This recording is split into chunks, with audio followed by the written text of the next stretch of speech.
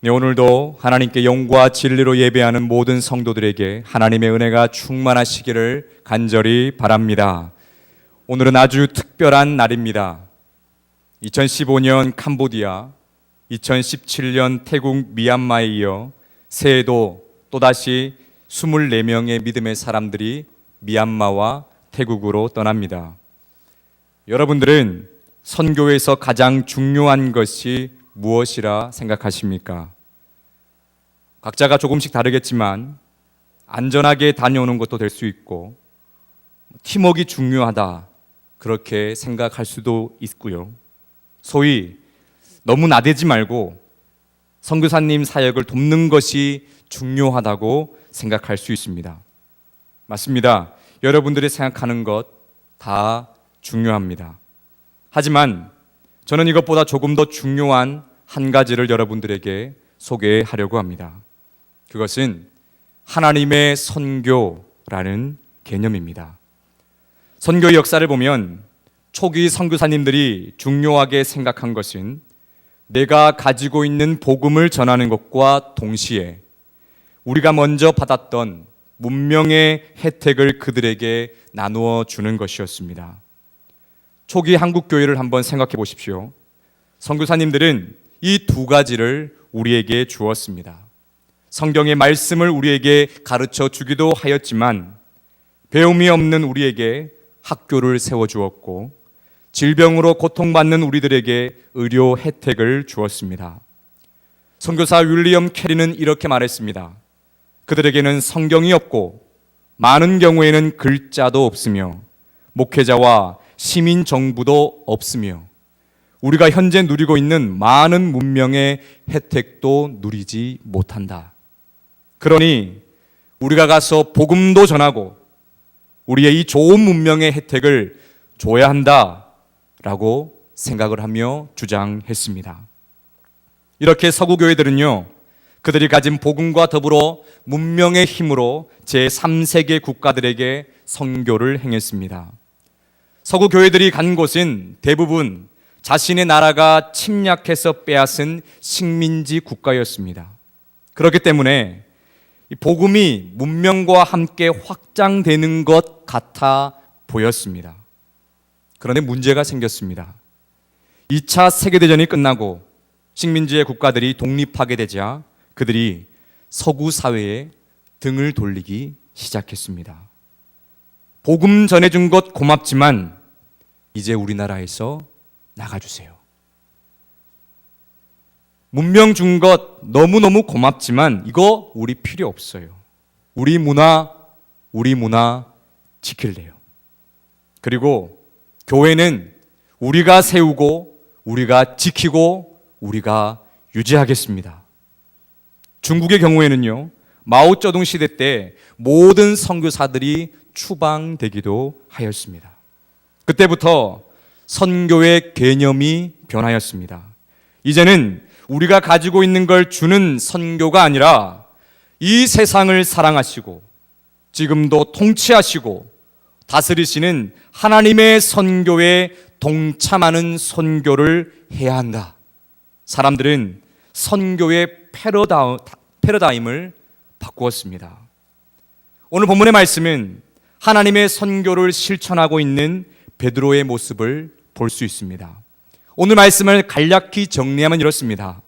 이방인 중에 고넬료라는 사람이 있었습니다. 고넬료는 군대 백부장이었고 경건한 사람이었습니다.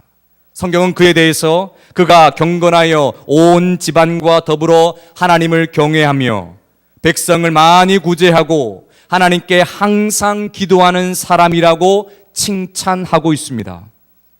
아마 고넬료가 기도하고 있을 때였는 것 같습니다. 환상을 보여지는데 하나님의 사자가 말하기를 베드로에게 사람을 보내고 그를 데리고 오게 하라 라고 명령하십니다. 고넬료는 그 하나님의 음성에 순종하죠. 그때쯤 예수님의 제자 중 1번이라고 할 수 있는 베드로가 기도 중에 환상을 봅니다. 베드로가 본 것은 그릇에 담겨있는 부정한 것이었습니다. 하늘의 명령은 이것을 먹으라. 베드로는 말했습니다. 절대 안 됩니다. 절대 저는 못 먹습니다. 율법을 어길 수 없습니다. 그리고 지금까지 율법을 어기지 않았습니다. 이렇게 강하게 부인하였습니다. 이 일이 3번이나 일어났습니다. 이후 베드로는 이것을 하나님의 사인이라는 것을 깨닫고 순종하게 되죠. 그는 하나님이 인도하시는 대로 순종하여 고넬료에게 가서 말씀을 선포하였고, 그때 성령의 충만함이 나타났습니다. 이방인에게도 성령의 충만함이 나타나는 놀라운 역사가 나타난 것입니다. 여러분, 이야기의 흐름을 한번 보십시오. 고넬료가 특별히 한 것이 있습니까? 베드로가 이방인의 성령 충만을 위해서 뭔가 열심히 한 일이 있습니까? 베드로가 한 일은 없습니다. 그냥 하나님께서 이끄시는 대로, 성령이 인도하시는 대로 순종하며 걸어간 것 뿐입니다. 그렇게 베드로는 하나님의 선교에 순종하였고, 그 가운데 하나님의 놀라운 역사가 일어난 것입니다. 사랑하는 선교팀 여러분, 우리는 오늘 베드로의 말씀과 지난 선교의 역사를 통해 영적인 통찰을 얻어야 합니다. 우리가 가진 것을 그들에게 준다는 그 생각을 버리십시오. 너희들이 보지 못했던 이 좋은 색연필, 공책, 풍선, 우리는 이렇게 많이 가지고 있어. 우리가 너희를 예수님의 이름으로 사랑하니까 나눠줄게. 이것은 너무 귀한 마음이지만 옳지 않습니다. 너희들 한국 문화 좋아하지? 우리는 그거 계속 누리고 있어. 그리고 너희가 아직 잘 모르는 거 우리가 보여줄게. 좋은 선교의 방법이 될 수 있지만 그것 또한 옳지 않습니다. 그렇다면 이런 마음과 태도가 아니라면 우리는 어떤 마음으로 그들에게 다가가야 하겠습니까? 방법은 아주 쉽고 간단합니다. 태국 땅에서 일하고 계시는, 벌써부터 미얀마 사산과 따지 지역에서 땀 흘려 일하시는 하나님의 그 선교에 동참하는 것입니다. 내가 가진 것을 주는 것이 아니라 지금도 그 땅을 다스리시는 하나님의 일에 우리 증산제일교회가 동참해야 한다는 것입니다. 이것이 바로 하나님의 선교의 정수이며 선교의 충만의 역사가 나타나는 방법입니다. 그렇다면 여러분, 하나님의 선교에 동참하는 것이 구체적으로 어떤 것이며 또 우리는 그것을 위해 무엇을 어떻게 해야 하겠습니까? 그것을 오늘 말씀을 통해 살펴보도록 하겠습니다. 가장 먼저 우리가 준비하고 훈련해야 할 것은 우리의 마음을 준비해야 됩니다. 저는 이것을 영적인 준비, 영적 예민함의 훈련이라고 말하고 싶습니다. 하나님은 베드로를 하나님의 선교에 동참할 것을 제안하였습니다. 우리 오늘 말씀 10장 17절 말씀을 한번 읽어보도록 하겠습니다. 10장 17절 말씀입니다. 함께 읽겠습니다. 시작. 베드로가 본 바 환상이 무슨 뜻인지 속으로 의아해 하더니 마침 고넬료가 보낸 사람들이 시몬의 집을 찾아 문 밖에 서서, 아멘. 베드로가 하나님의 환상을 보고 가장 먼저 취한 제스처는 뭐냐면요, 의아해 하는 것이었습니다. 여기서 의아해 하다라는 뜻은 의심하다입니다. 그리고 미완료형으로 쓰여졌습니다. 이게 무슨 말이냐고 하면, 베드로는 하나님께서 환상을 보여줬을 때, 하나님께서 이방의 선교를 원하시는구나, 벌써부터 깨달은 것이 아니라 계속해서 이게 뭐지? 내가 개꿈을 꿨나? 이렇게 의심을 했다는 겁니다. 그가 그렇게 의심했던 이유는요, 지금까지 그의 사역은 눈에 드러나는 사역이었기 때문에 더 그랬습니다. 사도행전 9장 32절부터 43절까지의 말씀을 보십시오. 베드로는 중풍병자 애니야를 성령의 능력으로 고쳤습니다. 주저앉아 있던 사람이 자리를 털고 일어나는 것을 그의 눈으로 똑똑히 봤어요. 그리고 다비다라는 여제자가 있었는데 그가 죽었습니다. 그런데 기도의 능력으로 살아났습니다. 베드로는 그것을 그의 눈으로 봤습니다. 그러니 주의 환상이 의심스러울 수밖에요. 눈에 드러나지 않는 그 작은 현상에 대해 그는 계속 의구심을 가지고 의심하며 생각했습니다. 이뿐만 아닙니다. 19절에는 이렇게 말합니다. 베드로가 그 환상에 대하여 생각할 때에, 베드로는 하나님께서 보여주신 환상을 보고 계속해서 의심했습니다. 그리고 다시 그것을 곰곰이 곱씹어 생각했다는 겁니다. 선교지에 가면 그렇습니다. 우리가 준비하고 계획한 것 외에 다른 특별한 일이 생길 수 있습니다. 그 일이 좋아 보이는 것일 수도 있고 별로 안 좋은 상황일 수도 있습니다. 그런데 하나님의 선교에 동참하는 사람들은 그러한 현상을 그냥 넘겨서는 안 됩니다. 베드로처럼 의구심을 가지고 생각해야 됩니다. 왜 하나님이 지금 이 일을 일어나게 하셨을까? 왜 하나님이 지금 나에게 이것을 보게 하였을까? 그것을 그냥 흘려보내지 마시고 곰곰이 생각해야 합니다. 이것이 어디 선교지에만 일어나는 일입니까? 우리 믿음의 백성들 각자의 삶에서 선교적 사명의 삶을 살아가고 있다면 우리는 모든 상황에 하나님께서 주시는 그 사인을 그냥 흘려보내지 말고 의심하고 곰곰이 다시 생각해야 됩니다. 그래야 베드로가 하나님의 선교에 참여하여 성령의 충만함의 역사를 본 것처럼 우리에게도 그러한 역사가 일어날 수 있습니다. 바라는 것은 태국과 미얀마로 떠나는 주의 백성들에게 이러한 영적인 예민함이 가득하여서 하나님의 그 표시를 모두가 생각하고 읽으시기를 간절히 바랍니다. 두 번째로 우리가 준비해야 할 것은 몸의 준비입니다. 몸의 준비라고 하니 체력 단련인가 생각할 수도 있는데요. 저는 이 몸의 준비를 용기라고 생각하고 있습니다. 우리는 용기를 준비해야 됩니다.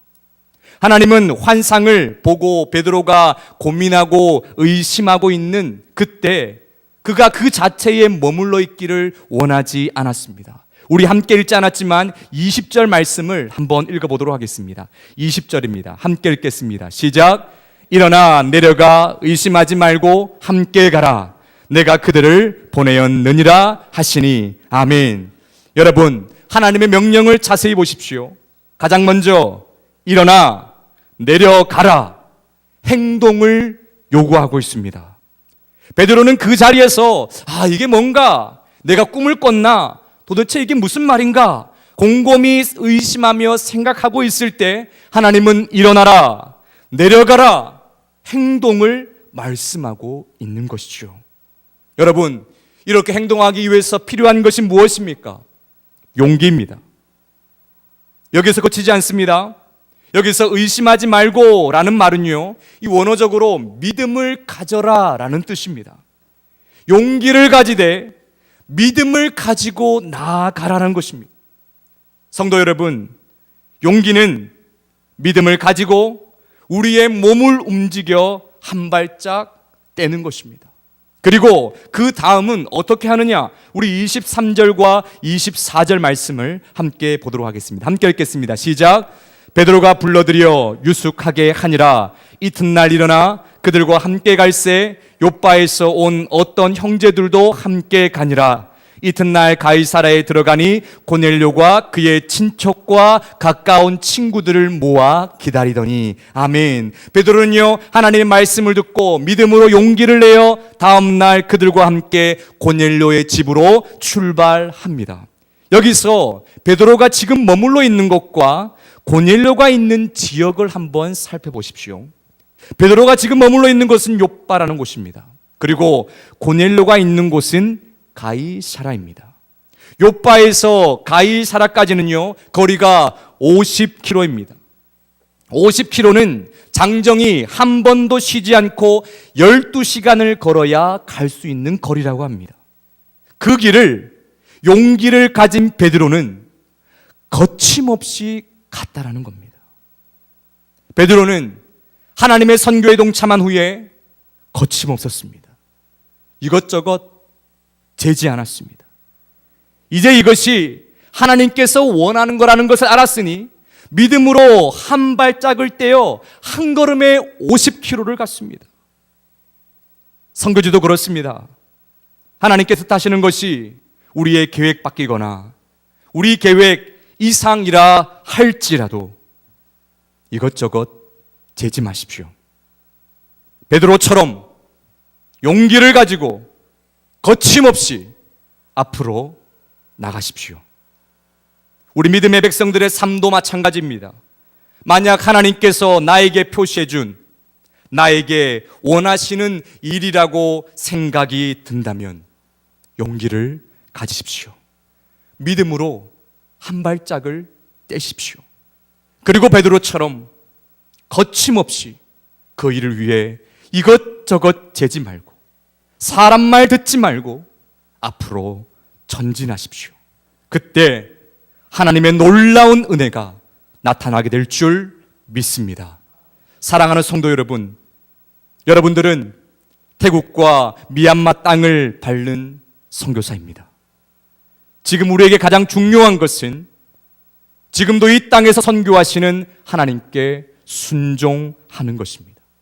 뿐만 아니라 각자의 삶에서 선교적 사명을 감당하는 믿음의 백성들 또한 하나님께서 여러분의 삶 가운데 일하시는 그 일에 순종해야 합니다. 그것을 위해 마음을 준비하십시오.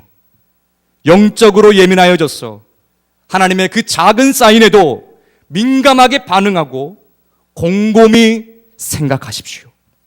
그리고 하나님께서 명령하였을 때 믿음으로 용기를 가지고 앞으로 걸어가시기를 간절히 바랍니다.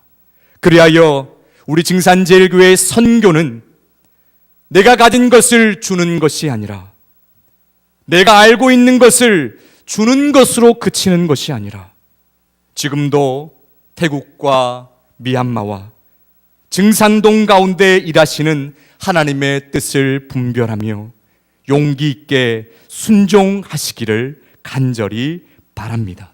순종하는 하나님의 선교가 되기를 바랍니다.